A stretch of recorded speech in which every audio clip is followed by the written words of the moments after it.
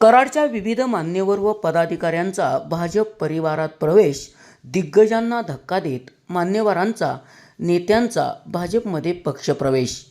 कराड पालिकेतील माजी नगरसेवक व जनशक्ती आघाडीचे अध्यक्ष अरुण जाधव, माजी नगराध्यक्षा शारदाताई जाधव, माजी नगराध्यक्ष अशोक भोसले, नगरसेवक आनंदराव पालकर, शिवाजीराव पवार, चंदाराणी लुनिया, जनशक्ती आघाडीचे उपाध्यक्ष अतुल शिंदे, विनायक विभूते, युवा नेते आशुतोष जाधव, माजी नगरसेविका अरुणा शिंदे, रमेश लुनिया यांनी भाजपामध्ये प्रवेश केला.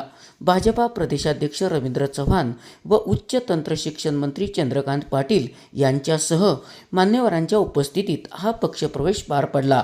भाजपच्या नेत्यांनी या सर्व पदाधिकाऱ्यांचे व कार्यकर्त्यांचे भाजप पक्षामध्ये स्वागत केले. SP ओरिजिनेटिव्हसाठी सुनील परीट, कराड.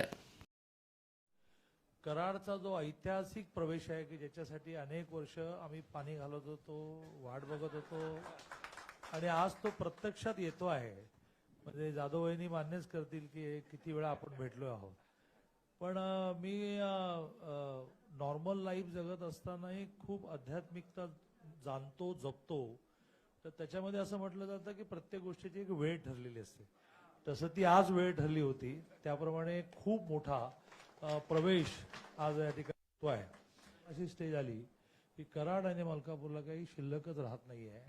त्यामुळे या दोन्ही नगरपालिका या भारतीय जनता पार्टीच्या ताब्यात येतील.